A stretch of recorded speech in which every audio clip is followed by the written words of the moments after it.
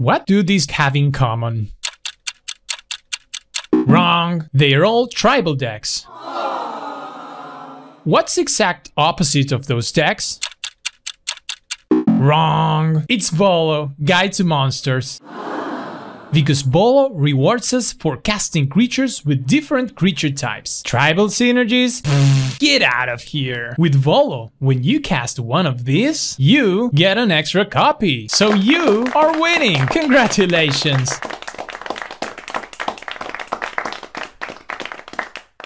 What's up everyone? Welcome back one more time. You know the deal, we play Historic Brawl. And today we are playing with Volo, Guide to Monsters, so we are the anti-tribal commander deck. And we are trying to copy our creatures, but there's a little restriction in that those creatures do not have to share a creature type with creatures in our hand or in our graveyard. So, super fun build around and really unique commander in Volo. And we are playing versus Mono White Weenie, because Basri Cat is that type of commander that will... yeah, let's counter that. That will enable a very aggressive build of Mono White, putting counters on their creatures, and if they get to 6 loyalty, they can start creating tokens every turn. Here we are playing Topiary Stomper to grab a land, and Topiary Stomper makes a lot of sense in this deck because it's a creature and we can copy that with Volo. So you don't have to always run your cultivates, your Into the North. Sometimes you need to pay attention to what type of strategy you're trying to execute and define the cards that better suit that strategy. So yeah, Topiary Stomper, that's the reason for it. There's a Basri Cat on the battlefield, which is annoying. And here, instead of playing Volo, I think that we need to still develop our... because they can kill Volo. I wouldn't like to play Volo and have them kill Volo, so I accelerate out my mana playing the Signet and just play a 3-2. A 3-2 is still enough to maybe enable some attacks. This way we can also have Swan Song, so if they play some enchantment, that could also be relevant. Yeah, so Basri Cat, he will start to grow their creatures, and then as soon as they hit their 6 loyalty, they will,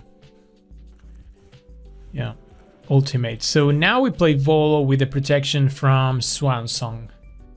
And I'm looking at that All-Seeing Arbiter, and if we can copy that, we are in a very good place. Gemracer at the moment looking not super relevant, but we'll see. Birth of Meletis. So that's an enchantment that grows Catilda, so it's still good. And they put a +1/+1 counter on Catilda and place Vanishing Light. So now we can counter with Swan Song. That gives them a 2/2, but it's better than us losing Volo. Ooh, that's the land that we needed for the All-Seeing Arbiter. Yes, yes! Look at this. Alright, so 2 All-Seeing Arbiters is way too good. So we draw 2 discard. What do we discard? I think that we can safely discard the Cultivator. We don't need more mana. And let's reduce the power of Catilda. Draw another 2. Discard and reduce the power of the Initiate. And no, not 2 times. Oh no, I messed up. Alright, so that was supposed to go to the 2/2, but now we need to attack Basri because we cannot let... yeah, oops. We cannot let... oh, we cannot let Basri Cat ultimate, but they have good blocks. Wow, that was... because now they can block... well, this shouldn't have happened. We should still have Volo, because that 2/2 should be a -1/2. They are still going to ultimate Basri. which gives them a 1/1 soldier creature at the end of the turn and puts a +1/+1 counter on each creature. Wow. I mean, we were not avoiding the Basriket ultimate, but we still would have a Volo. That's the end result, or that's the scenario where we did not misplayed. I think our board is good enough, but that was just a misplay. All right, so Mikaeus and Eidolon of Abstraction. We can play this land, and we can get rid of Catilda, because getting rid of Catilda allows us to attack for 10 in the air, like this. That's a lot of pressure and a lot of card draw. Ooh, great hand. So I don't need Song of Fraelis, and we can diminish the power of the Initiate. Mikaeus 2, draw another 2 from the second copy of All-Seeing Arbiter. Discard Garenbrig, or maybe the island. I mean, Garenbrig, we have so many green spells that Garenbrig can be relevant. Okay. So I think that we should be fine, just because we have very good spells in hand. Because now we can play Great Henge and maybe even kill... Great Henge. Kill Mikaeus? What am I most afraid of? Hopefully Initiate or Mikaeus? Hopefully Initiate can destroy Great Henge, but Mikaeus can pump the team a lot. So I don't know. We don't need really Great Henge to win this game. And if they spend 3 mana to destroy it, then that's more than enough for us to be happy with what we accomplish. All right, so because you know the +1/+1 counter from Basri plus the counters from Mikaeus, they can grow this team like in a crazy way. But we can still draw 4 each turn, so we will keep doing that. Attack for 10 in the air. And with Tamiyo Safekeeping, I don't know how they beat this. It's like they need Farewell, they need an exile-based removal spell. Because Tamiyo Safekeeping can fizzle a lot. And we even draw Interaction. Yeah, there's no way we're losing this game. You see, just copying one big juicy creature can be enough for Bolo. He just copied the All-Seeing Arbiter, just then went away. For some reason I lost Volo. I still don't understand how that went. Well, I do understand, but how I didn't realize of that. But he did what he had to do, which is copying the All-Seeing Arbiter, and they tried to put this enchantment, and we can safely counter that spell. And this will be all she wrote, and yeah. Opponents, scoops it up. We're back for more Bolo Guide to Monsters, and Captain Sisay. We are playing very frequently versus Captain Sisay, and I think that is good, because we have learned a lot about Captain Sisay in our previous videos. So you can go watch our videos. You can watch our top 5 from this week. You can watch it was the Sithis Harvest Hand video where we lost to Captain Sisay combo with Paradox Engine. So if you want to know how that works, I can tell you, or you can also watch that video. They are trying to set up Captain Sisay, which we are going to counter. And Captain Sisay requires some mana rocks, and eventually they can find Paradox Engine with Captain Sisay and play it. And Paradox Engine will allow them to untap all their non-land permanents with every spell they cast, which means that they can untap Captain Sisay and so they can activate Captain Sisay, untap Captain Sisay, activate Captain Sisay, untap Captain Sisay. While they are doing that, they are getting legendary spells from their deck, and eventually they go infinite and they play their entire deck and find the most suitable way to kill you. So now that we know that, we know exactly what are the pieces of that combo that we need to interact with. And now that we are missing land drops, we will use the hidden mode of the Kami and conjure 2 forests in order to play the Cold Steel Hearts. And I'm really happy that we have a Reverse Rebuke in hand, because whatever they play next, we should be in a position to bounce everything to their hand.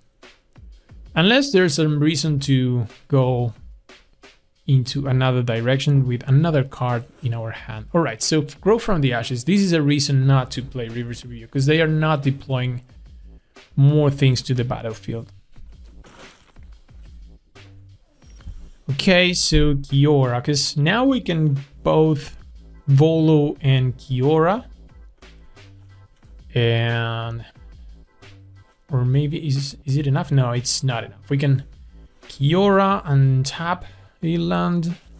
Or maybe we can hold Voracious Great Shark just because they are going to recast Captain Sisay. Let's untap this island. And I guess we can attack, or we can defend Kiora. And let's pass, use Voracious Great Shark on Captain Sisay. There we go, just as we want it to happen. We can counter Voracious, Captain Sisay, counter Captain Sisay. And this gives us a card from Kiora because it has power 4 or greater. So a nice little synergy there. There's a forest and a Nature's Way. So, well, I guess we have good amount of power to start attacking them. So this is a 3-turn clock if they don't want to block. There we go. And now we can safely play Volo. And we don't even need to do anything else. We don't want to reduce the loyalty of Kiora, and Nature's Way on Isamaru does not make too much sense. And I think we know what we're going to do next turn, because Captain Sisay cannot, will not live. So we can fight her with a 5/4. And this leaves us, yeah, opponent does not want to play anymore. Woohoo! Nice. Ladies and gentlemen, we are playing with Volo, Guide to Monsters versus Chatterfang Golgari.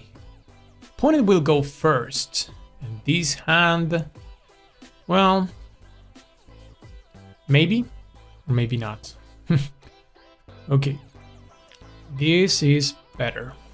Alright, so we will begin by playing a tap land, but what tap land should we play? I believe the most tap land of both, because we can still top deck a forest or island to play the Snarl untapped. They are okay, so they are Chatterfang, Golgari, Chatterfang. So there's multiple ways that you can take Golgari, Chatterfang, and there are some combo-y ways in which you put a Squirrel token into the battlefield that creates another token of any other type, and sometimes you can go off. And then there's Fair Chatterfang just for value. We will memory lapse it for now. We'll see what build this is. I'm not sure what sort of strategy we should be following right now. We don't have much interaction other than, well, holding up a Disdainful Stroke for a 4-drop, or Gem Racer for a potential enchantment or artifact. Yeah, cannot cast that.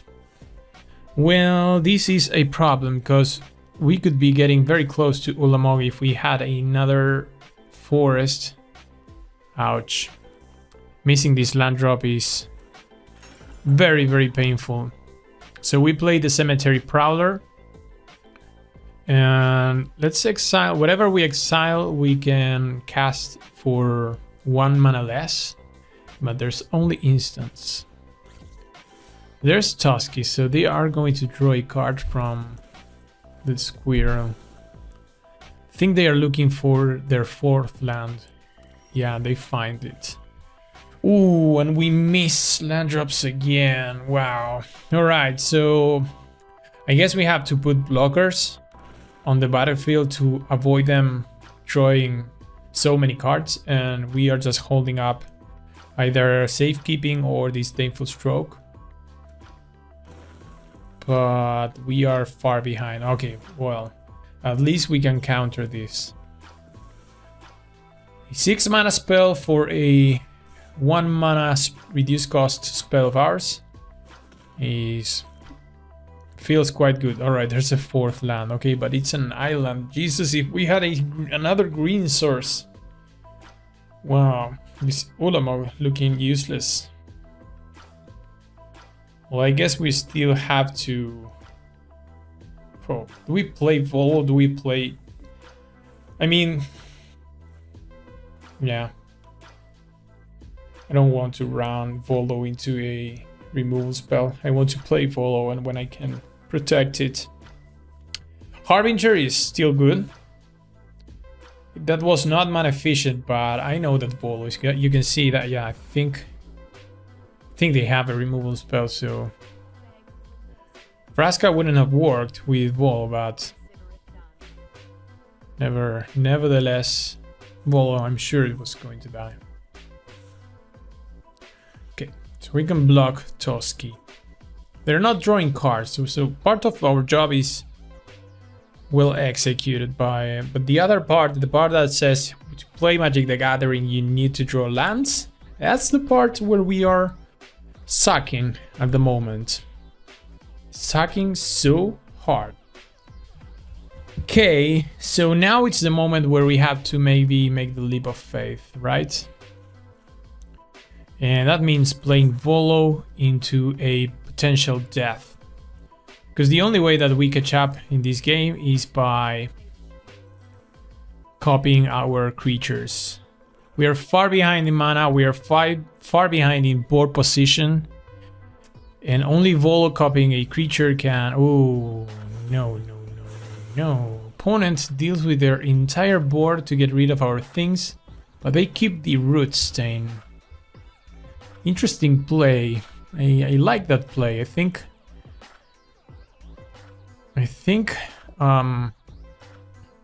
well, depends on what they have in hand, but I think that didn't hurt us so much.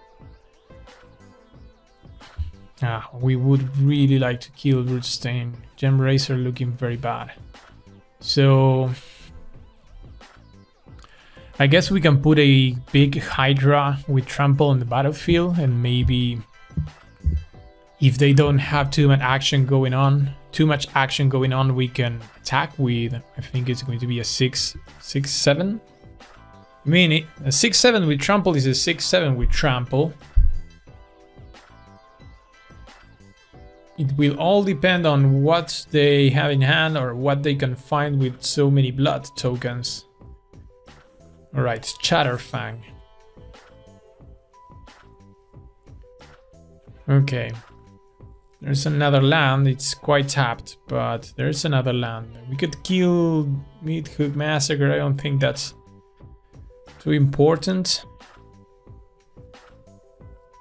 The fact that we couldn't cast Llanowar Tribe this entire game is so decisive.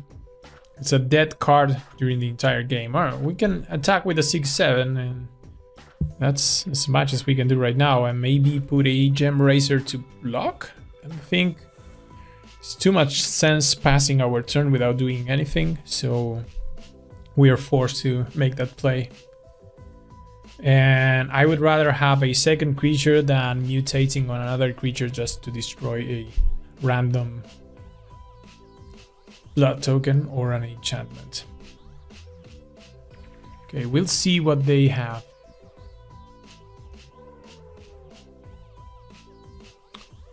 Uh-oh.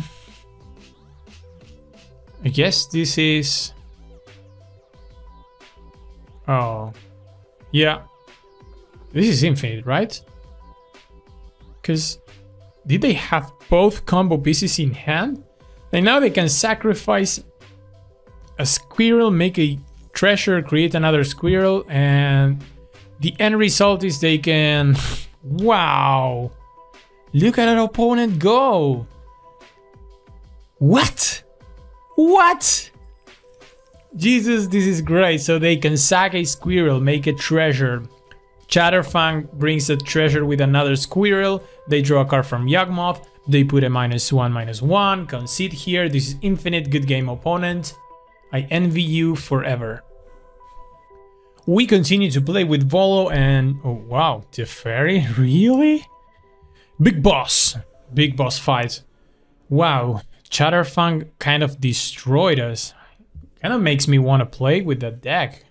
Comment, put it in the comments if you would like to see that Chatterfang build in action. That looks super, super sweet. That's my jam. Alright, so playing up against Teferi. Maybe this is a suboptimal build of Teferi. The reason is, why would be meeting Teferi with a Volo Guide to Monsters deck? I don't know, but we'll see.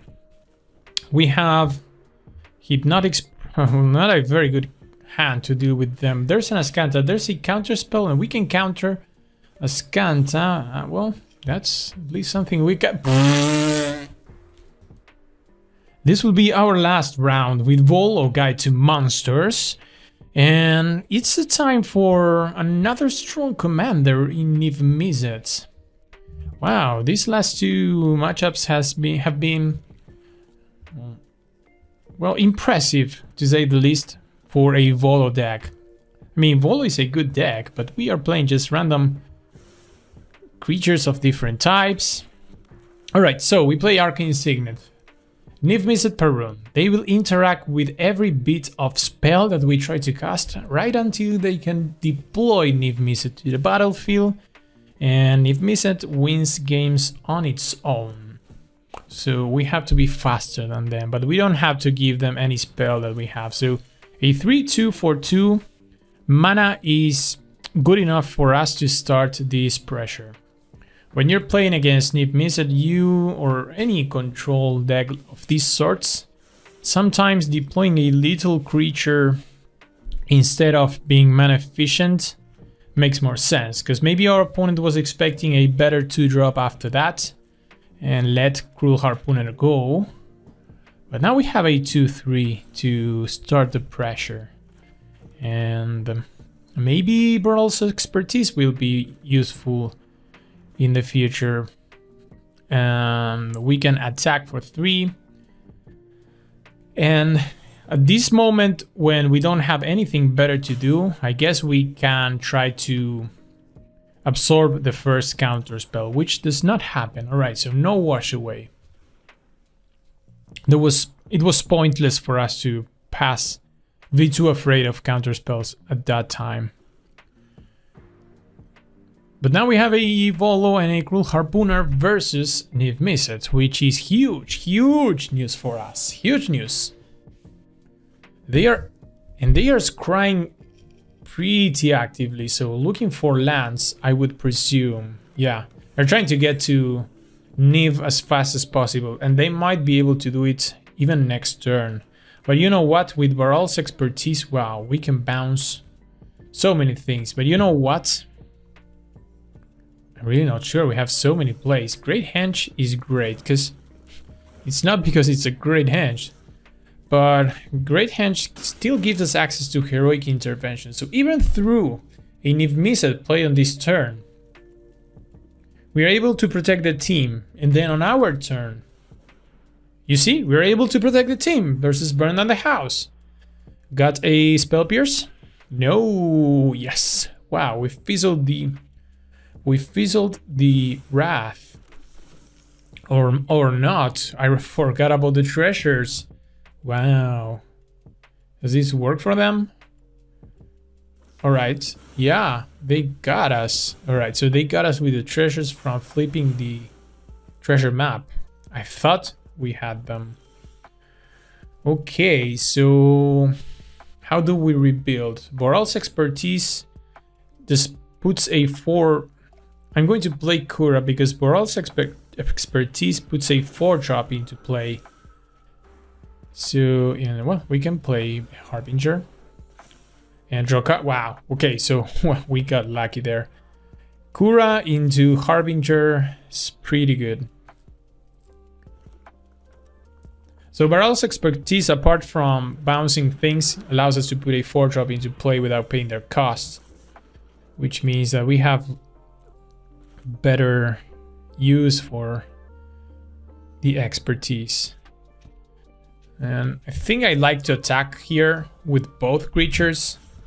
And say, do you want to block Niv? And the answer is no. So we can draw a card from Harbinger. Wow, these are very good spells. So we can pick up a counter spell with the Adventure. Or we can pick the All-Seeing Arbiter. And you know what? You know what? We came here to play Volo. We are going to play Volo. And this allows us to draw a card. Great Henge puts another counter on Volo, which it's very good to avoid the pings from Niv-Mizzet, or at least to make it more difficult.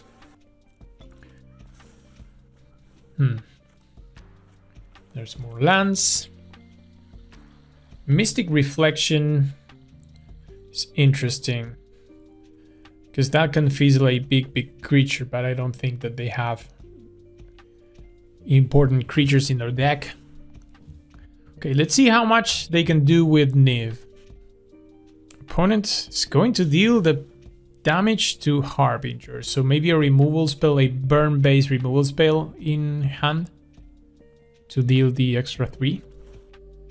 I mean, this is not over, but we are in a good spot.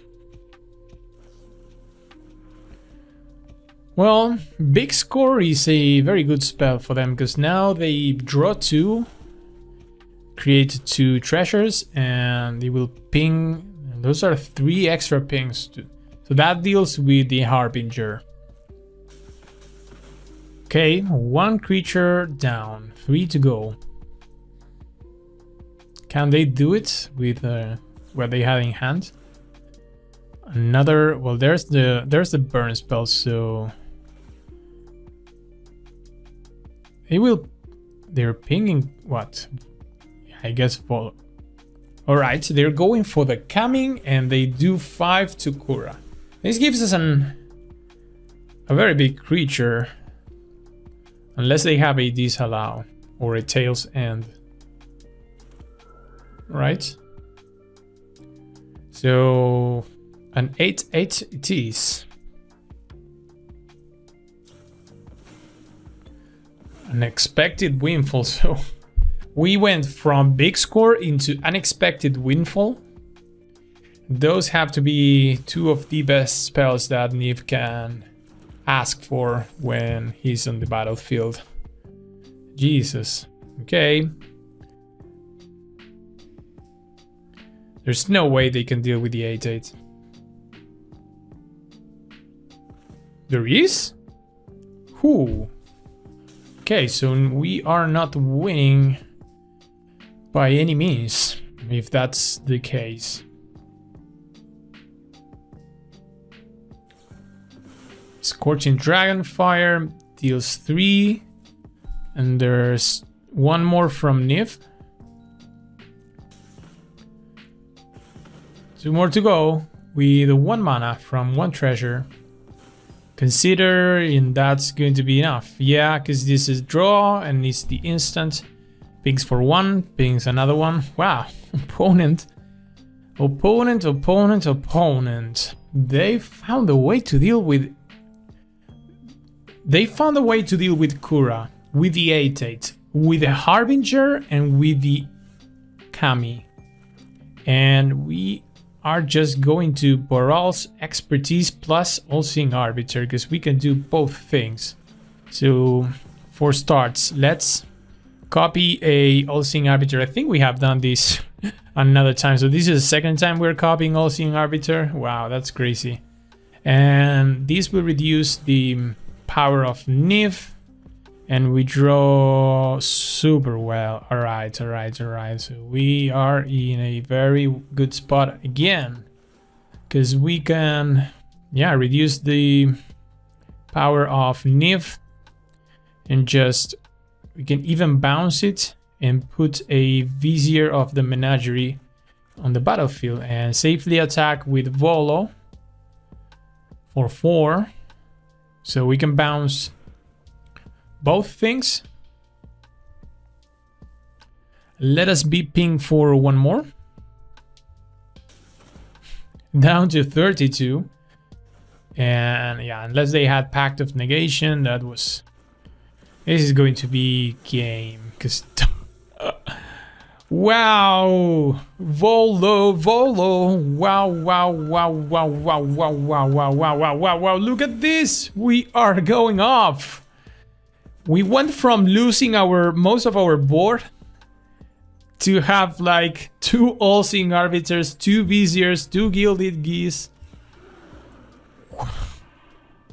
Hello, Niv. Anger of the Gods, that's not going to make. This doesn't do it.